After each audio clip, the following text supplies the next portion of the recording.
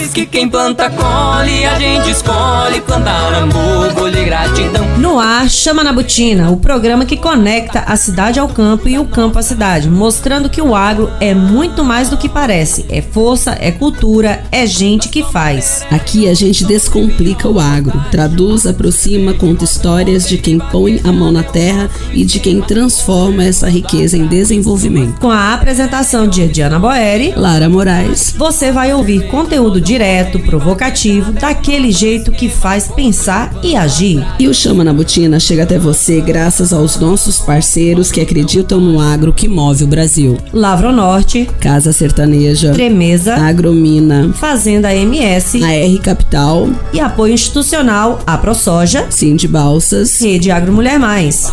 Prepare o coração, a fivela a bota, porque quando o assunto é agro, a gente pisa firme. Chama na Botina, conectando histórias, pessoas e realidades. Chama na Botina, o seu programa cast semanal, e essa semana a gente tá com uma entrevistada. Gente, olha, as redes sociais, ela tem realmente essa capacidade de aproximar as pessoas, né? E é interessante porque a Estela chegou pra gente dessa forma, né? Porque ela chegou através de uma amiga. E quando a gente vai bisbilhotar mesmo as redes sociais pra gente ver, né, o que tem de novidade, o que tem acontecendo, né? A gente vai para tudo, seja pro agro, né, Lara, seja para saúde, para educação e por aí vai. E aí nós encontramos a Estela. Então, assim, para falar sobre um tema que a maioria das pessoas, no mínimo, fica atenta, né? A gente sabe que cada vez está dentro de uma realidade ainda maior, as necessidades que eu diria especiais, que eu não sei nem se a palavra correta, a expressão correta é essa, mas que realmente demandam uma atenção diferenciada. Então, mas a gente vai entrar aí nesses detalhes daqui a pouco com a Estela. Eu vou pedir primeiro para a Estela se apresentar aqui, como de costume, tá, Estela? A nossa convidada se apresenta, então, assim, fala pra gente teu nome completo, de onde você tá falando, com o que você trabalha, conta a tua história pra gente. Bom, eu sou Estela Nazário, sou psicóloga infanto-juvenil, né? Eu trabalho com abordagem da teoria cognitivo-comportamental e desde quando eu me formei, eu foquei na área infanto-juvenil. Então, nunca atuei com todas as idades, eu sempre foquei mesmo até os 18 anos, para que eu conseguisse estudar mais sobre isso e ter um conhecimento melhor e poder passar isso com mais propriedade para as crianças. E o ano passado surgiu o nosso espaço de desenvolvimento infanto-juvenil, que a gente colocou o nome de Pequenos Gigantes. Então eu fundei esse espaço com o objetivo de trazer mais serviços, né, para essas crianças. Aqui eu sou do interior de São Paulo, a gente é uma cidade relativamente pequena, só que existe um público infantil muito grande e poucas opções até então de novidades. A gente ainda está muito engessado naquilo de que o psicólogo serve só para resolver problemas, só para crianças que têm algum problema grave a ser resolvido, e para desmistificar isso também, né? De que a gente pode contribuir com a prevenção e não só depois que a situação já está incontrolável. Então, a gente traz a psicopedagogia aqui no nosso espaço, tem a psicologia também, com as terapias, tanto individual e em grupo, e temos o nosso projeto Habilidades para a Vida, que é um contraturno. Então, as crianças vêm tanto para a parte pedagógica quanto para o socioemocional. É isso. É isso, acho engraçado ela, né? É isso. Ai, e aí? Como é que você decidiu ir para esse caminho na sua vida? Como é que fez você, né, pensar em seguir a tua profissão dessa forma? Eu não sei se eu posso usar a palavra nicho, tá errado? Não, é isso mesmo. Bom, eu falo que a infância e a adolescência veio daquele tipo, cuspiu pra cima e caiu na testa, sabe? Uhum. Porque durante a faculdade eu falava que eu nunca ia trabalhar com criança. Então, eu nunca fiz nada relacionado à criança. Inclusive, eu não gostava de cognitivo comportamental na faculdade. Eu não entendia. E as coisas foram assim, quando precisa acontecer, acontece, né? Uhum. Eu sempre trabalhei na APAE, aqui na minha cidade. Eu fiquei durante 3 anos e meio na APAE, quando eu estava na faculdade. E eu conhecia muitas psicólogas, eu tinha bastante contato, então elas sempre me ajudaram durante a graduação. E depois, quando eu me formei, uma dessas minhas colegas, ela precisou entrar no mestrado e ela não tinha para quem passar os pacientes. E ela falou: Estela, eu confio em você, eu acompanhei sua graduação, toma, vai lá e faz. Então, eu fui meio que colocada no negócio. E aí, ela só atendia criança, então foi aí que eu comecei a entender como é que funcionava e o que eu tinha que fazer. E foi assim, começar do zero praticamente, porque eu não tinha estudado quase nada sobre a infância. O que eu tinha visto era da faculdade, mas não que me interessasse muito. Uhum. E quando eu comecei a de fato estudar, entender comportamento, entender como que funcionava, criar um ser humano, né? Foi quando eu entendi o meu propósito de falar: não, isso daqui faz sentido, eu sei que eu consigo ajudar as pessoas, não é um monstro de 7 cabeças, igual muitas vezes a gente vê, né? Mas é uma coisa que demanda ciência, que demanda estudo, e não é só fazer como grande parte das pessoas fazem, que é só ir lá e, não, vai, coloca aí a criança no mundo e vamos ver como é que funciona. Vamos ver se dá certo lá na frente. Estela, você falou isso e eu fiquei aqui imaginando, assim, igual foi para você, quando a gente olha, por exemplo, a questão das gerações, né? Então, a gente tem, vou falar evolução, né? A gente tem uma evolução aí de gerações, quer dizer, que vai mudando de épocas em épocas. Então, assim, a cada nova geração que vem vindo, a gente vai tendo mudanças, né? Comportamentos, mudanças de forma de pensar, de forma de vestir. Muda praticamente tudo, né? E acaba que isso vem junto aí com a questão da evolução tecnológica, né? Então, assim, são muitas nuances que envolvem essas mudanças e aí envolvem também questões culturais, enfim. Como que a psicopedagogia, então, ela trabalha isso em relação, igual você falou, você trabalha de bebê, vamos dizer assim, né, de criança até 18 anos. E mesmo nessa faixa, é uma faixa que acaba sendo grande, né? Quer dizer, na verdade, você pega aí, eu diria que talvez de 0 a 5, 5 a 10, 10 a 15, 15 a 18 tem diferença, né? Como que é isso? Porque assim, se a gente olha lá atrás, quem estava lá atrás viveu aquele momento e precisou também se atualizar para cada nova geração, para cada novo ano que vai acontecendo. E como que é para você viver esse momento dentro desse cenário que a gente tem hoje? Olha, eu vejo que uma coisa que aparece muito em consultório hoje em dia, dentro da psicologia, é o uso excessivo de telas. Então, é um dos pontos primordiais que afetam, assim, desde a criança ali de 0 até idoso. Sim. Então, trabalhar com o controle de uso de telas e educar a família para entender esse posicionamento, entender outras formas de lidar com essa falta da tela.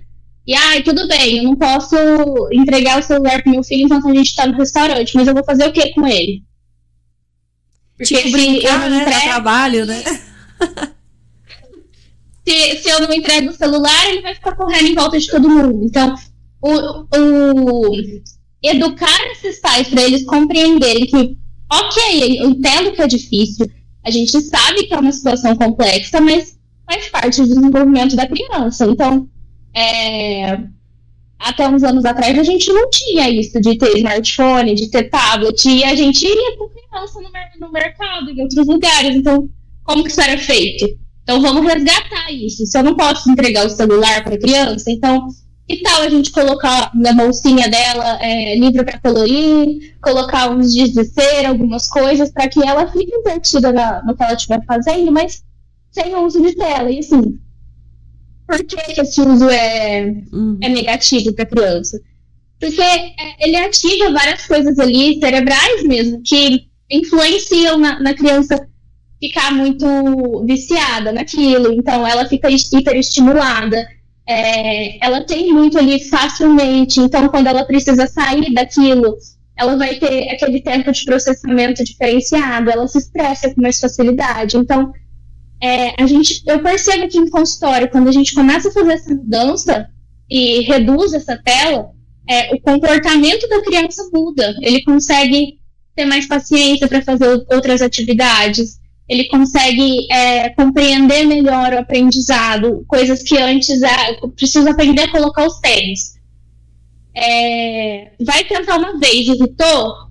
Quando ele começa a reduzir essa tela e ele fica um pouco mais tranquilo, é muito mais fácil ele ter esse tempo de tolerar a frustração, de tolerar a dificuldade para conseguir algo.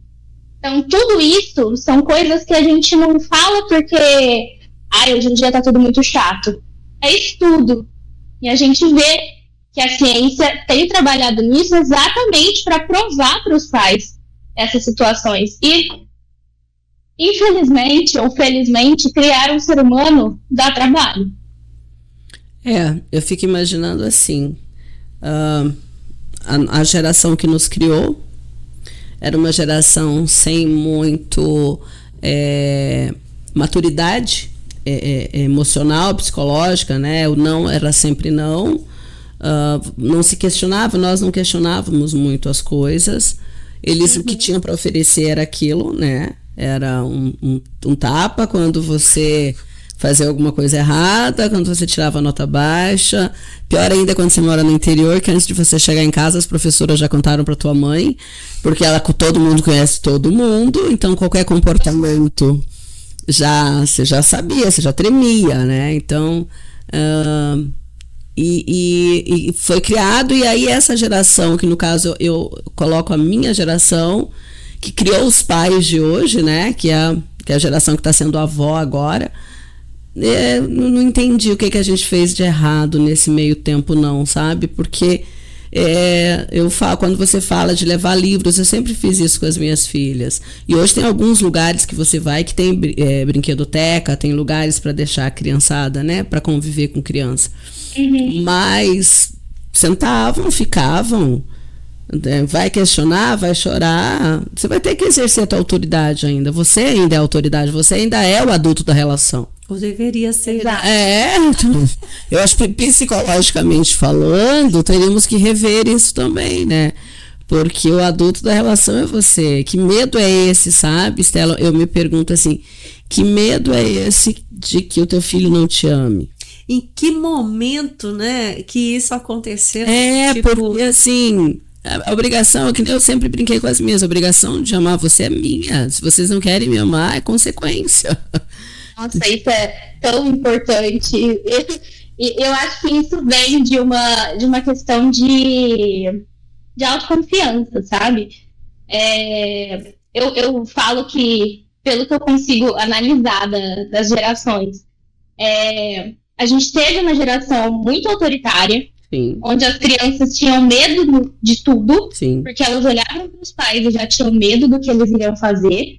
Tudo era na base da pancada. Aí a gente foi para uma outra geração. Os filhos que apanharam muito tiveram muito medo de bater, porque viveram essa questão. E aí, hoje em dia, a gente está numa fase onde não se sabe ponderar entre o que é ser autoritário e o que é ser liberal demais. Então, eles ficam com muito medo de gerar trauma na criança, só que aí eles não conseguem educar. Porque... E tem muito isso, que eu acho que você falou é um ponto muito importante. Os pais têm medo de que os filhos não os amem. Mas em qual momento a gente entendeu de que os filhos vão sempre amar os pais? Porque criar uma criança e educar vai ter um momento de frustração. Vão ter muitos momentos em que a criança vai olhar para você e vai falar: nossa, você é uma chata, eu te odeio. Ok. Isso vai acontecer. E a gente tem que ter essa autoconfiança de falar assim: eu sou chata mesmo, infelizmente, mas eu preciso que você confie em mim, porque eu sei o que eu tô fazendo. E ela não vai entender, ela não tem atividade cognitiva o suficiente, Exato. e ela não tem cérebro formado o suficiente para compreender o que você está fazendo. Só que é aquilo que é o padrão, que todos os pais falam, quando você crescer e você tiver seus filhos, você vai entender. Porque a hora que a gente estiver maduro o suficiente, a gente vai olhar e falar assim, nossa, meu pai tinha razão. Mas hoje em dia eles não conseguem fazer isso, as crianças não conseguem. Então, ok, elas vão te odiar às vezes. Tudo bem. Só que eles têm essa insegurança muito grande que vem aí de como foram criados e os medos de cometerem os mesmos erros. Então, tudo isso. Mas aí eu me pergunto, aliás, eu vou perguntar para você. Esse medo, né, no adulto é porque ele não gosta dos pais que criou ele, que os criaram desse jeito? Eu não entendo isso, sabe, Stella? Esse questionamento eu me faço. Esse medo é porque resplandece o que ele sente pelo pai e pela mãe? Ou ele já parou para refletir que mesmo acontecendo tudo que aconteceu, eles amam os pais incondicionalmente? O que eu percebo aqui, muitas vezes, quando eu vou fazer orientação parental, é que a gente senta para conversar, nossa, meu pai me batia demais, a minha mãe me batia, tinha muita falta de diálogo, então era muito naquilo de que você tem que aceitar e pronto, acabou, Sim. porque eu que tô mandando. Uhum. Então, faltou esse diálogo e aí eles sentem que eles não querem que os filhos tenham esse vácuo, sabe? De que eu tenho que obedecer, eu tenho que cumprir o protocolo e pronto, acabou. Então, eles sentem que a educação deles, às vezes, foi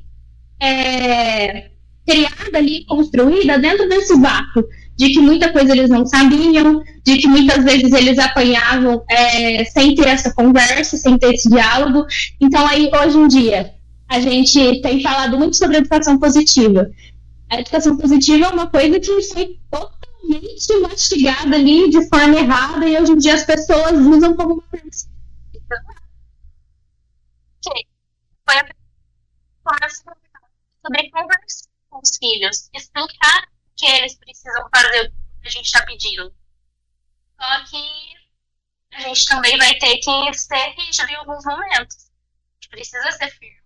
Só que aí é aquela parte que a hora que eles percebem que eles estão sendo firmes demais, mas será que eu não estou fazendo igual meus pais? Tô com medo do meu filho não entender por que eu tô fazendo isso.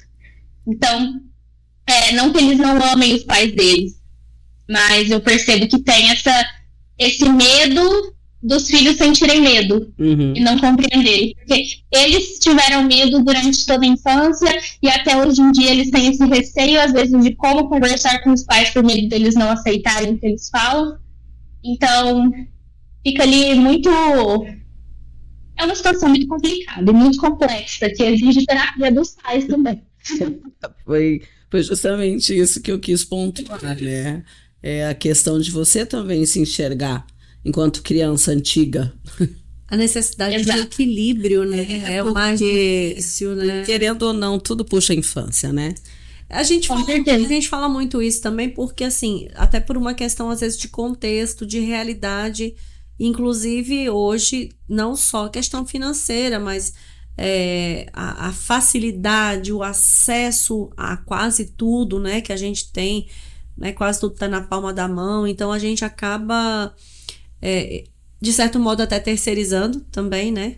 Então, assim, é um pouquinho de cada coisa que a gente acaba, de novo, volta no que vocês falaram, mas às vezes por meio, por receio, enfim, mas assim, parece mais uma terceirização, é tipo assim, é a história da escola, né? É achar que a professora que vai ser responsável pela educação, mas a professora é responsável pelo ensino. Então, assim, como que os professores também conseguem gerenciar isso, né? Tanto de, ao mesmo tempo, tentar ajudar essa criança, mas sem ser tão permissivo e, ao mesmo tempo, sem contrapor aí a vontade dos pais. Eu percebo que hoje em dia falta muito esse ponto da orientação parental. Os pais perderam muito o que é uma necessidade e uma coisa que precisa ser feita por eles. Então, eles, o que você falou, eles cobram muito os outros, mas o que cabe a mim? O que sou eu que eu tenho que fazer na educação do meu filho? Então, falta que esses pais eles sejam orientados. Alguém fale, olha, eu entendo que você está cobrando isso, que você acha isso importante, mas isso precisa começar dentro da sua casa. Não é na escola que a criança vai aprender tudo, Sim. porque ela aprende com exemplo. E se ela tem esse exemplo em casa, é isso que ela vai seguir. E aquela questão, né? Assim, eu acredito que também quando você fala na questão de maturidade, eu fui da geração que apanhou, que tinha medo, que não tremia quando falava que ia buscar o boletim. Olha que as minhas notas sempre foram muito boas. O pai só olhava pra gente. Então, Apesar nem só olhava. E assim, eu sou muito tranquila nisso, sabe, Estela, nessa questão. E uma coisa que eu observo muito, e que eu também sempre disse para as minhas filhas, ao contrário, as meninas falam que eu sempre estava nadando contra a corrente, né? Até porque eu nunca gostei de ser igual mesmo. E essa questão, porque eu sou a melhor amiga da minha filha. Eu sempre disse para as minhas, eu não sou a melhor amiga de vocês. Eu nunca vou ser a melhor amiga de vocês, porque vocês vão precisar emocionalmente ter melhores amigas. E existem coisas que, por mais liberdade que você tenham para falar comigo, conversar com alguém da idade de vocês que está passando pela mesma situação é totalmente diferente, até porque eu tenho um lado emocional de ser mãe muito grande na visão desse problema, né?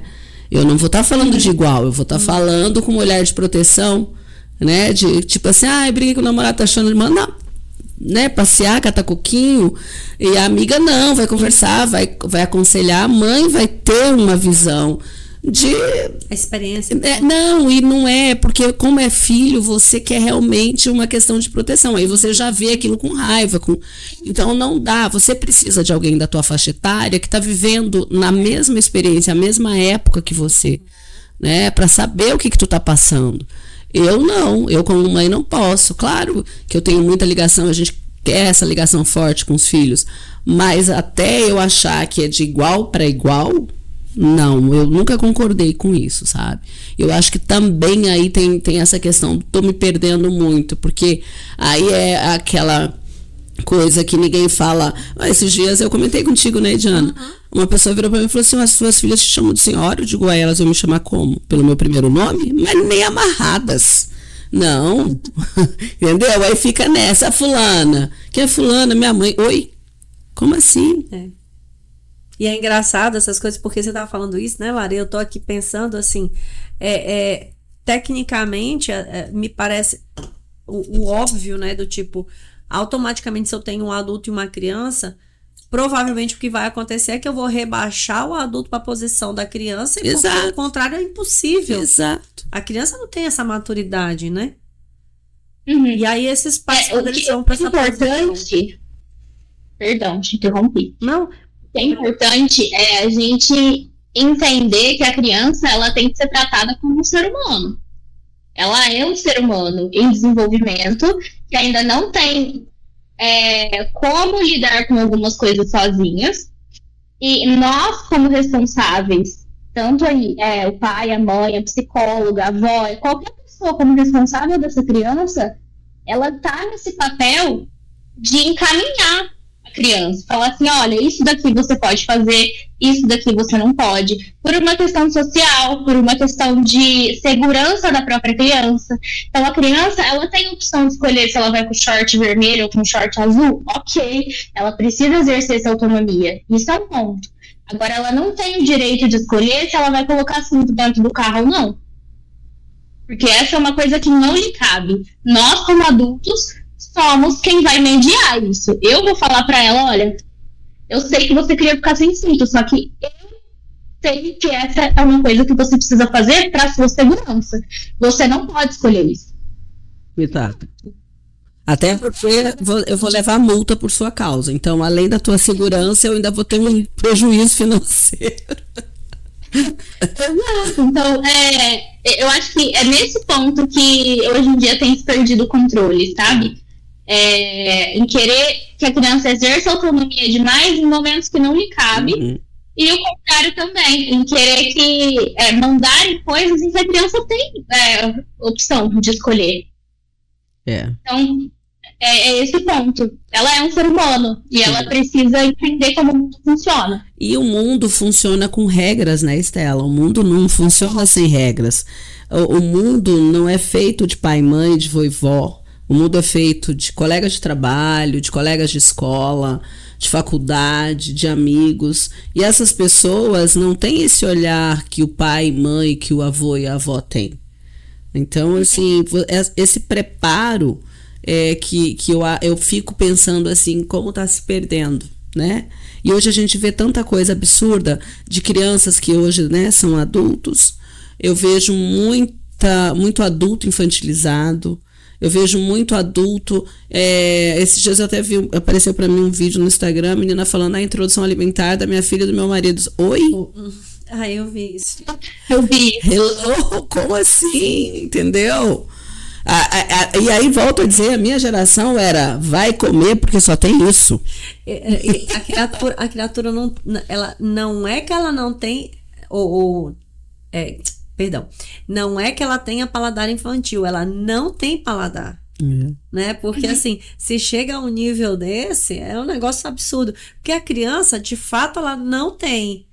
Você está construindo ali com a introdução alimentar. Mas e o adulto? O adulto que se coloca nessa posição. A criança, eu acho que isso daí é outra coisa importante. Você não vai mudar o que você faz porque a criança falou que ela não vai comer. Tem carne. Você não quer? Eu vou fazer um ovo frito pra você. Não, você vai comer. Se você não quer comer, não vai comer arroz puro. É isso que tem hoje. Exato. Essa é a situação. Então, aí ela não gostou. Ela provou 100 vezes e não gostou. Ok, ela tem a opção de não gostar. Só que o que ela não pode é entender que sempre vai ser dado pra ela o que ela quer. E aí você fica, Estela, nessa preocupação, né? Eu fico muito preocupada com isso, porque a preocupação dos pais está numas coisas assim que, a meu ver, falando socialmente, não é proveitoso para o filho, porque a gente sabe que a questão da segurança alimentar é muito complicado no mundo inteiro, não é só no nosso país. E aí eu acredito que essa mostra, né? Olha, eu vou te mostrar, eu vou levar você para você ver uma criança que está num abrigo, que está desprovida do contato com o pai e mãe por força de lei, né? Ou aquelas que simplesmente os pais não quiseram uma responsabilidade, mas mostrar, sabe? Mostrar as outras realidades. Porque se você cria muito teu filho na bolha, essa bolha não ela tem uma hora que ela vai ter que abrir. Ela vai ter que sair, né?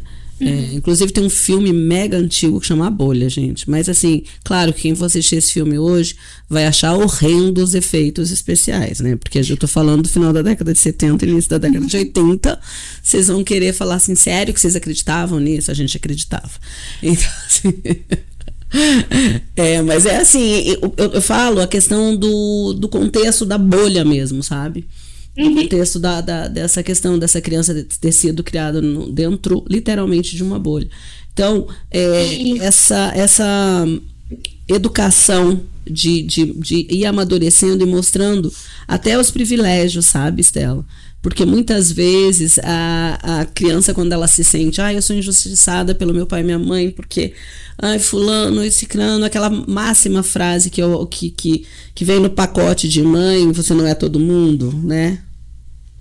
Então, assim, é justamente isso, você não é todo mundo em todos os sentidos. Você não é todo mundo por ter além, você não é todo mundo porque tem alguém, você tem muito além de que muitas outras pessoas. Então, isso e também. Outra coisa, né? Aquilo de o seu filho só é especial para você. Então, cria o direito. Exatamente. Ele não é especial para você e para avó. Para mais ninguém. Ele só vai ser uma criança chata. Né? Mais um imperadorzinho enjoado que ninguém vai aguentar. É claro que hoje nós sabemos também que muitas crianças, eu vejo, eu tenho muito contato com criança e adolescente. Não sou psicóloga, era um sonho, mas não tinha como cursar onde eu morava, não, era um curso que não tinha. E quando nós temos, assim, mães atípicas, eu acho tão interessante, sabe, Estela, e eu gosto de observar isso, por mais que a mãe atípica é o filho mais velho, né? E aí quando você tem o caçula parece que ele já sabe a posição que ele tem que tomar nesse enredo, nessa composição da casa, que ele nem cobra tanto. Uhum. E aí eu me pergunto, como é que essa criança nasceu com essa maturidade, gente? Entendeu? Aí isso me dá uns tilt de vez em quando. Eu queria entender esse trem, assim, não sei se você consegue explicar isso pra gente. Ontem eu estava orientando uma mãe e ela estava conversando sobre isso. Nossa, porque o meu filho mais velho, ele tem muita dificuldade de dividir com o irmão as coisas. Ele ganhou um dinheiro, os dois ganharam dinheiro. E aí ele pegou o dinheiro e comprou o brinquedo que ele queria. O irmão mais novo, a hora que eles foram ao shopping, a primeira coisa que ele falou foi: eu quero ir ali naquele negócio que brinca, de pula-pula, só que você compra com o meu dinheiro, pra mim e pro meu irmão. Então, e a gente falou sobre isso. Ela falou assim: nossa, eu não entendo por que ele abraça tanto o irmão, enquanto o mais velho, que deveria ser esse protetor, ele não tem esse senso. E é uma coisa que prova que se a gente ensina a criança, ela sabe. Porque o mais novo, ele já nasceu nesse contexto. Ele conhece o mundo de acordo com o que foi apresentado a ele. Então ele já sabe que ele tem esse irmão mais velho. E essa é a realidade para ele. Não é uma coisa que ele teve que aprender. Ele funciona desse jeito. Essa foi a família que eu vi. Foi desse jeito que me apresentaram as coisas. E é isso que eu tenho que seguir. Para o mais novo, é muito mais, porque ele não conhece o mundo onde o outro não esteja. Então ele já coloca o outro de imediato nas coisas. Enquanto que para o mais velho, não. Veio o chato do bebê que não parava de chorar, e aí todo mundo começou a dividir os brinquedos com ele. Então, eu quero o que for meu, eu quero só essa questão, até da criança que vem numa família onde já há uma criança com deficiência ou com algum tipo de transtorno, essa é a realidade. E ele sabe como conduzir a situação, porque para ele é natural aquilo. E aí, quando a gente fala sobre isso, o que mais me vem à mente, na verdade, é exatamente como que a gente ajuda esses pais dentro do contexto escolar, por exemplo, né? Acaba que é onde mais as coisas são percebidas, né? Eu diria assim, e que de algum modo tem um certo acesso, no caso, aos pais. Os pais estão acessíveis a escutar isso? Esse é um ponto importante, porque a gente tem aí um conflito. A gente fala muito sobre o tripé, né? Que é paciente, a terapia e o familiar. Mas a gente tem uma dificuldade muito grande, e isso não vou generalizar, mas pelo menos é o que eu percebo na minha atuação, de conseguir acessar a escola, para que a gente tenha esse contato de todos e todos falem a mesma língua. Muitas vezes, quando eu vou orientar a escola, vou fazer alguma reunião, até eu estava conversando sobre isso com uma colega minha esses dias. A gente chega e senta na mesa para conversar com o professor e ele já está extremamente armado, como se a gente estivesse ali numa posição superior e mostrando para ele que ele está errado. Só que não é esse o ponto. A gente precisa trabalhar em equipe para que o pai também entenda e se sinta seguro em escutar o que a gente está falando. Mas tem essa dificuldade. O professor, ele trava um pouco nisso, e entendo também que o contrário também acontece. Os terapeutas também se sentem contrariados de terem que escutar o professor falando: olha, mas a sala não é desse jeito, porque eu tenho 30 alunos e a gente entende isso. Bom, pelo menos todos deveriam entender que o contexto terapêutico é totalmente diferente de um contexto de sala de aula. Mas a gente precisa tentar fazer com que tudo funcione e a gente pense pelo menos da mesma forma e se comporte da mesma forma, intervindo, para que o pai fale: nossa, realmente todo mundo está fazendo igual, então deve ser esse o caminho. Então, se está todo mundo pensando do mesmo jeito em contextos diferentes, Vamos fazer. Mas esse é um ponto extremamente importante que eu sempre falo aqui no consultório. A criança vai começar a terapia, a família começa a terapia. Porque todo mundo vai ter que mudar comportamento, todo mundo vai ter que entrar numa rotina nova. Se vocês não estão preparados para isso, a gente já para aqui. Porque eu não consigo fazer nada sozinha. Não tem como eu estar na sua casa fazendo para você. Quando a gente fala de contraturno, por exemplo, que é algo que eu não sei se eu tô desinformada, mas assim, para mim é algo muito novo, né? Inclusive a expressão. E quando eu escutei a primeira vez, eu falei, contraturno, o que é isso? Porque mal é mal na nossa época, se tinha algum reforço escolar, tava no lucro, né? Na verdade, nem chamava de reforço escolar. Nem era reforço, era como que chamava? Porque às vezes era por uma disciplina, por uma prova ali, né? Era uma revisão, vamos dizer assim, muito pontual. Eu vou tentar verdade, lembrar né? o nome aqui, mas não é. Mas era isso. vamos dizer assim, uma revisão bem mais. Na verdade, só chamavam aulas particulares, né? Aula É. particular de matemática, aula particular, não chamava reforço, assim. Exato.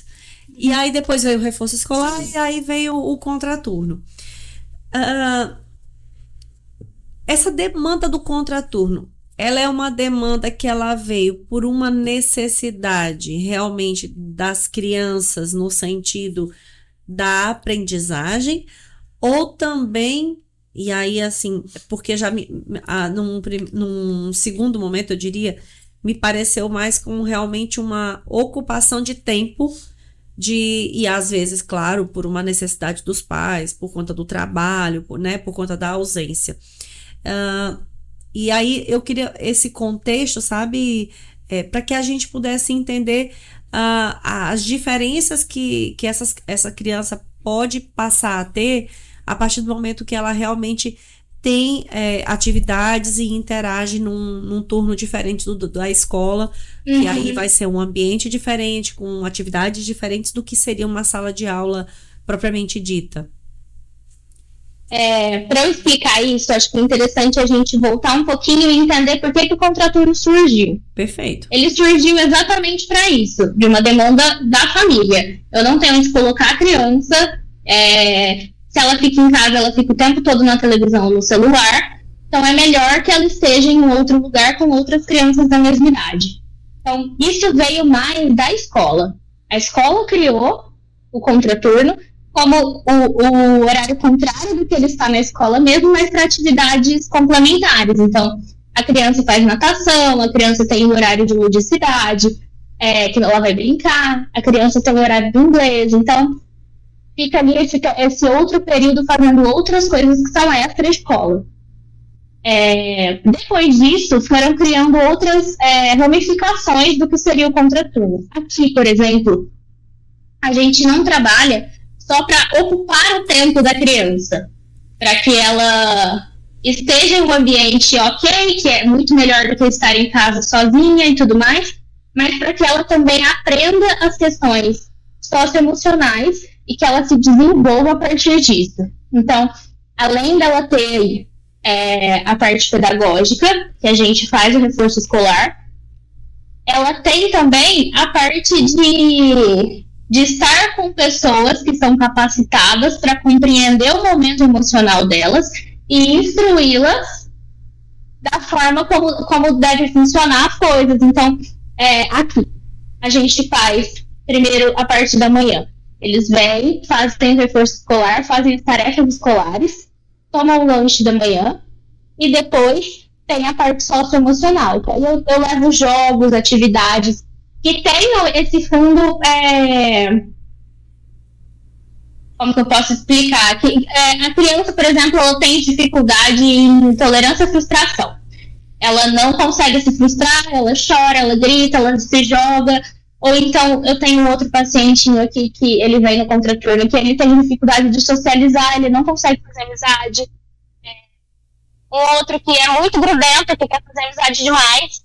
Então, tudo isso a gente trabalha por meio de atividade lúdica e jogos. Porque ali a gente está brincando de um jogo de tabuleiro. Eu estou observando esses comportamentos neles. E dentro disso, eu vou podendo mediar. Fulano, eu percebi que você tá dessa forma, mas eu preciso que você se acalme um pouco. Ô fulano, você tá vendo que você tá invadindo o espaço do colega? Então, dentro disso, nós vamos trabalhando para que eles consigam interagir melhor socialmente e também adquiram mais maturidade emocional, compreendam o que eles estão sentindo e também respeitem os sentimentos dos outros. Então, o nosso contraturno, ele tem esse foco. E, dentro, com isso, né, eles vão conseguindo ter um caminho ali para a maturidade muito mais controlado e muito mais dentro do saudável do que uma criança que não participa desse processo. Eu acho interessante porque hoje se cria termos que na nossa época, assim, que nem você falou, né? Eu sei que tem um outro que não é TOD, né? TOD que fala, Estela? TOD. O transtorno. Isso, TOD, né? Aí você falou da frustração, da intolerância à frustração. Eu pensei comigo, gente, eu acho que isso começou, sabe quando? Quando parou de arder o metiolate. Quando parou de arder o metiolate, o trem desengrengou tudo, virou tudo um negócio muito esquisito. Porque quem pegava aquele metiolate, aquela ferida rachando, que a mãe vinha, aquela pazinha do metiolate socava, não sei. Tinha nem tempo de você pensar em frustração, deixou de ser frustração.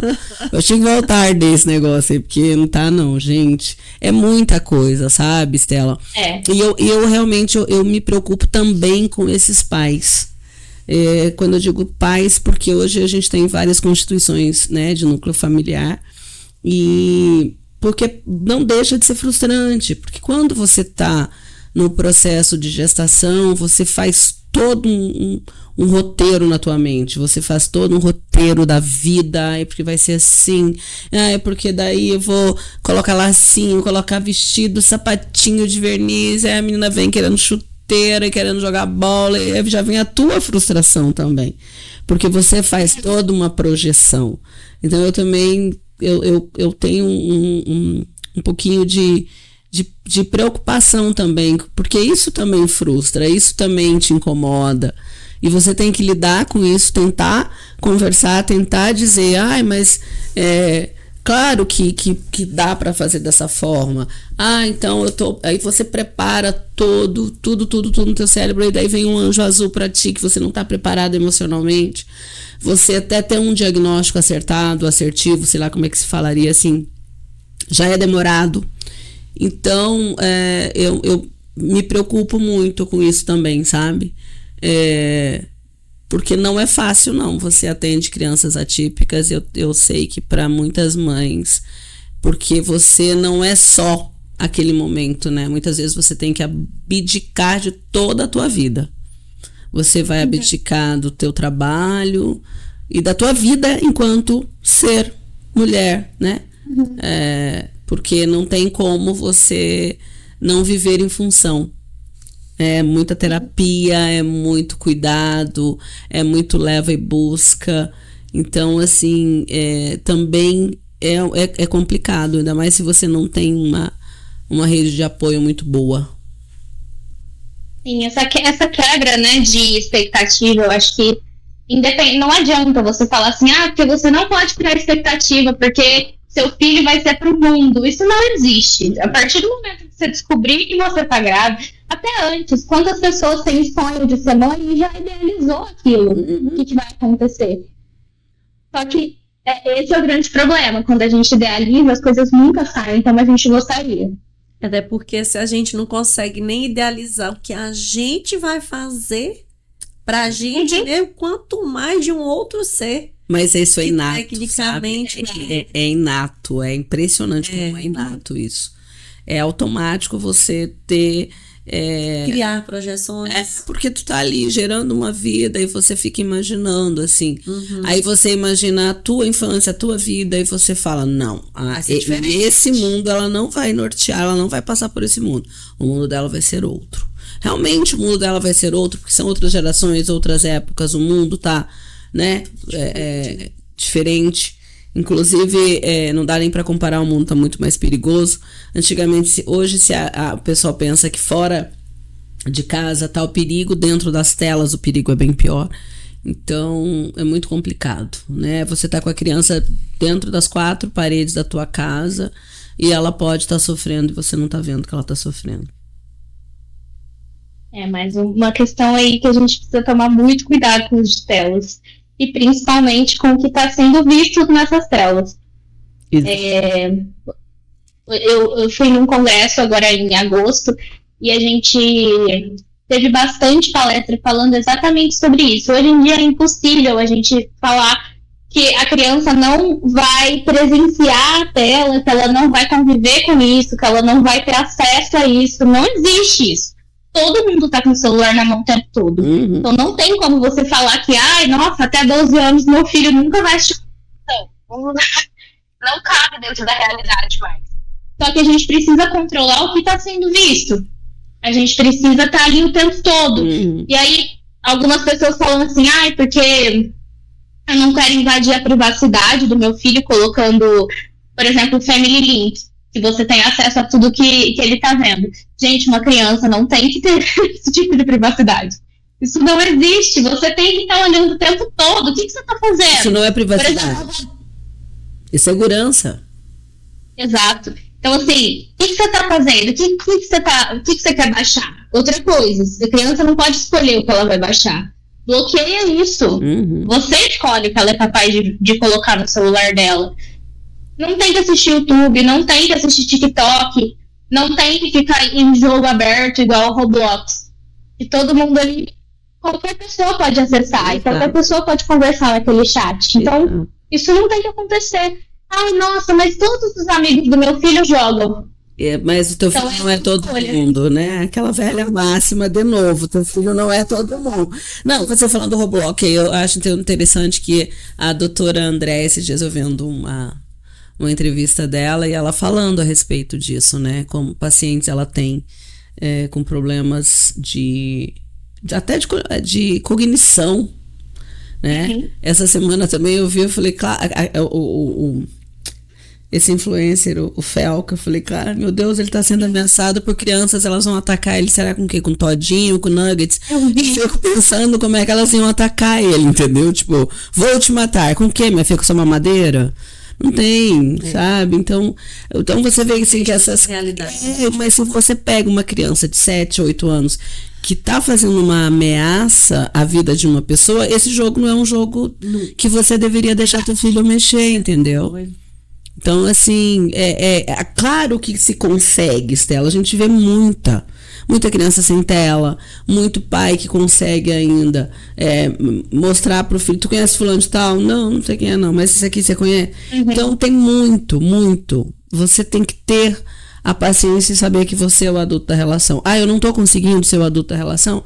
Vou pedir ajuda, vou no psicólogo, vou tentar entender o porquê que eu tô travando e deixando esse ser de 1,10 m, 1,15 m mandar na minha vida inteira. Entendeu? Também, toda vez que os pais chegam, eu percebo esse receio de, nossa, eu tô tendo que vir aqui atrás de uma pessoa super mais nova que eu, que nem tem filho, pra ela me ajudar a cuidar do meu filho. Uma pessoa que eu ia fazer pra ela. Ela já veio. Já sei que isso acontece. Inclusive, eu conto isso pra eles na primeira sessão. Eu sei que deve estar sendo difícil pra você estar aqui, porque sou muito mais nova, essa sensação de angústia de saber que você tentou de todas as formas e nada deu certo, e você precisa pedir ajuda para alguém para lidar com o seu próprio filho. Então, isso é angustiante, mas o meu trabalho é esse. Eu estudo para isso todos os dias. Se eu não souber te ajudar, aí realmente tem alguma coisa errada, mas você não é obrigado a saber. E se você tentou e não deu certo, tá tudo bem, eu tô aqui para isso. Esse é o meu papel. É para isso que eu estudei, é para isso que eu continuo estudando. Então, eu sou nova, eu não tenho filho, mas eu tô há 5 anos da minha vida focada em criança. Então, eu tenho que saber o que fazer. E ok, a gente vai dar conta junto. Só que eu preciso que vocês confiem no que eu vou falar. E aí a gente começa. Minha filha, não é brinquedo não criar gente. As realidades, né? E quando a gente vai para as crianças com necessidades especiais, como que é essa realidade? Porque aí vem também, às vezes, a questão da frustração dos pais, né? A falta de preparo, às vezes a falta de condição, né, de dar uma condição melhor para esse filho também. Então, assim, acaba que tem muita coisa envolvida também, não é? Sim. Aí nesse ponto é muito mais complexo. Não sei nem se me cabe adentrar isso, porque não é uma área que eu tenho estudado com frequência. Uhum. Eu tenho 2 pacientes que têm diagnóstico de TEA, mas eles são nível 1 de suporte, então assim, eles são super ativos, eles super conseguem lidar com o social, e as questões que a gente trabalha são mais comportamentais mesmo, de como lidar com as frustrações, assim. O que já é uma questão comum que eu trabalho aqui em consultório. Mas quando a gente fala de crianças com necessidades especiais, a abrangência é muito mais complexa. E acho que não cabe eu entrar nisso. Você sabe que você falou isso, Estela, e aí, assim, me deu um estalo, assim, de que a capacidade, né, hoje em dia, que a gente tem, né, em termos de profissionais, e a diversidade, e ao mesmo tempo a diversidade de problemas, né, que a gente tem dentro do universo escolar, né, e aí, assim, não tem como saber de tudo, né, essa coisa de que tem áreas específicas que demandam um estudo, uma dedicação muito maior para que a gente consiga ter resultados diferentes também, não só com as crianças, mas também com os pais, no caso. Sim, e isso foi uma escolha minha. Eu sempre coloquei na minha cabeça que eu ia ser o melhor que eu conseguisse dentro de determinada situação. Eu não vou querer abraçar o mundo porque eu não dou conta. Não faz sentido para mim eu querer saber um pouco de tudo se eu não souber muito de nada. Então, eu prefiro focar em questões de comportamento, de orientação parental, nesses campos de abordagem, para que eu seja realmente boa nisso e que eu consiga, de fato, ajudar, do que eu tentar dar conta de tudo. Então, é uma questão que eu acho interessante, que às vezes eu assisto alguns cursos, faço algumas coisas, mas assim, coisas pontuais, porque não me cabe querer falar de uma situação que eu não vivencio e que eu não estudo com frequência. Tem um nível de complexidade ainda maior, né? Se já é complexo, é muito sério. Teoricamente normal. É muito complicado, porque é que nem eu falei, o diagnóstico é muito difícil, né, Estela? Nunca é uma coisa muito rápida, né? Nunca é uma única observação, nunca é um único estudo. Então, assim, é difícil isso, né? E a gente vê traços, né, que já tinha antigamente, e que as pessoas não sabiam. E por isso que eu falo, graças a Deus, né, o novo está chegando sempre, tem sempre novos estudos, novas perspectivas. As mães de intuição, vamos dizer assim, que têm os TEAs hoje já adultos com mais de 50 anos, elas foram totalmente intuitivas para poder dar conta do recado, porque não se existia terapia, né? E é como você falou antes, uma fala tua, que você falou assim, eu não vou deixar meu filho pegar em tela. Tá, volto a dizer, tem gente que consegue, mas em compensação, o primeiro home office, a primeira coisa que você faz é socar uma tela no teu filho, porque tu tá aqui com o teu trabalho, e o menino tá pulando, tá sapateando, tá arrancando a tomada do computador. Então, tudo tem que se pensar, né? Eu vi essa semana o vídeo de uma sogra brincando com a nora. Como é que é a nora? Daí ela puxa um vídeo no dia do chá de bebê da nora. Não, meu filho só vai ter tela. Aí ela, como é que é agora, nora? Olha, o menino praticamente dorme dentro da tela. E tudo tem que ser muito personalizado, né? Porque cada família é cada realidade, não adianta. Cada núcleo, você vai ver dentro, com certeza você já deve ter observado isso, que dentro de um núcleo familiar, eu tô falando de repente, irmãos, primos ali, já são diferentes. Um primo não quer a tela, quer brincar, e o outro já quer ficar na dele, quer ficar na tela, e aí você, né, não tem, né, eu brinco, eu gosto de dar risada quando eu vejo, tirei a tela, agora é só manter viva a tela para dormir. Não deixar morrer, não matar e tá tudo certo. Eles começam a fazer coisas que até Não Deus... destruir a casa, né? Ai, Estela, o que nós não falamos e que você gostaria de pontuar, de chamar atenção aqui, de orientar, seja para os pais, seja para as crianças, para a gente poder aqui ir se encaminhando aqui pro fim de hoje, né? Dessa conversa, de papo de hoje. Eu acho importante a gente deixar claro é que foi aquilo que eu disse, não tem problema a gente pedir ajuda. Não tem problema a gente buscar ajuda de um profissional que seja capacitado para isso. Tá tudo bem vocês não saberem o que fazer sempre. Tá tudo bem vocês precisarem de um apoio.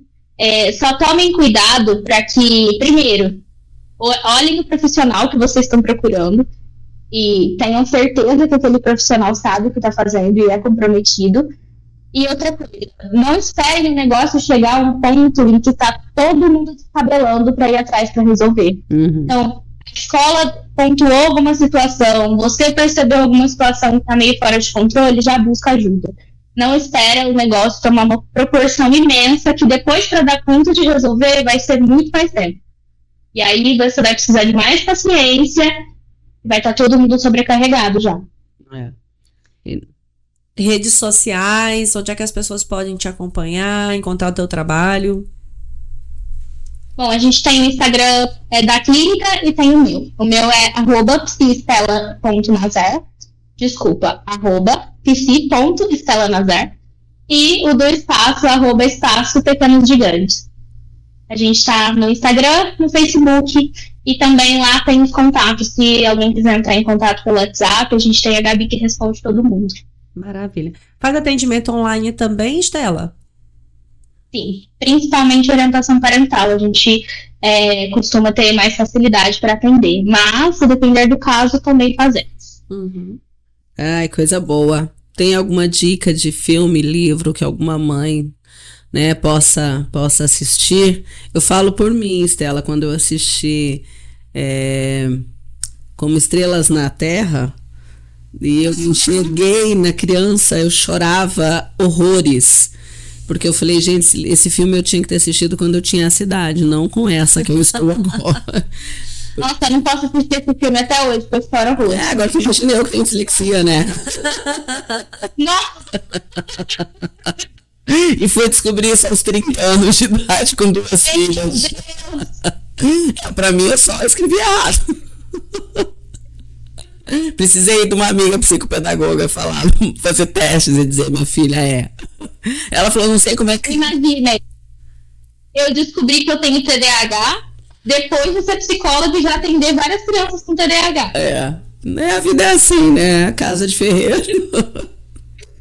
E tá... Eu olhei pra ele e falei assim, olha, eu não tô tendenciando, mas eu acho que tem alguma coisa errada. Aí eu comecei a falar tudo pra ele ficou olhando assim pro chão, ele falou assim, eu não preciso nem pedir uma avaliação neuropsicológica, né? Porque você, como psicóloga, com todo esse desespero que você tá me contando, parece que é isso mesmo. Eu falei, gente, não tô acreditando. Mas é assim que funciona, né? Mas a gente tem visto isso com cada vez mais frequência, né? E acaba que muitas das vezes, pelo fato da gente exercer determinada profissão, a gente acha que é autossuficiente e capaz de resolver, né? Os próprios problemas. E aí eu diria assim, que com certeza uma das áreas que mais precisa de ajuda é quem ajuda, né? Porque quem ajuda... Quem ajuda, né? E em algum momento pode até não ser no momento inicial, mas depois vai acabar precisando, porque realmente a demanda é muito grande, né? A coisa da escuta, a escutativa é acho que o grande desafio. Eu acho que dessa conversa toda de hoje aqui, acho que, pelo menos para mim, o que ficou muito do que você falou, Estela, é exatamente o fato de que a gente não tem, eu vou colocar entre aspas essa minha frase, mas é assim, a gente não tem mais tempo. E aí o tempo que a gente tem, às vezes a gente quer pra gente. E aí esquece que tomou lá atrás uma decisão de ter um filho. E que esse filho demanda de atenção também. Então, essa coisa de separar o tempo, né? Então, tirar da tela vai exigir uma dedicação ainda maior enquanto pai ou enquanto avô, avó, ou seja, quem está ali naquele contexto familiar para poder realmente ajudar, porque vai dar trabalho, isso é um fato, né? E eu falo muito isso porque, assim, a gente chegar na missa e às vezes você vê um circo montado de crianças que não tem controle nenhum, que os pais parece que se fazem de desentendidos, que é o seu filho que está fazendo aquele barulhão todo. Então, assim, a falta de controle é o fato de não querer chegar realmente para peraí, aqui não é lugar para isso, né? Então, a coisa da educação mesmo que fica esse limiar, mas assim, agradecer pelo teu tempo, pela tua disponibilidade aqui com a gente hoje, Estela, desejar para você aí sucesso, né? A gente está aí encerrando o mês de janeiro e falando desses temas que envolvem aí o futuro, né? Sim. Nós somos o futuro, né? Os pais, os tios, as crianças somos ainda aí o futuro desse mundão, então que a gente busque ajuda quando precisar. Muito obrigada pelo teu tempo, pela tua disponibilidade e é isso, né? Eu que agradeço. Obrigada, Estela. Obrigada, gente, pela conversa. Nós é que agradecemos. Tchau. Valeu, gente. Tchau, galera. Próximo programa. Tchau, tchau. Chama na botina.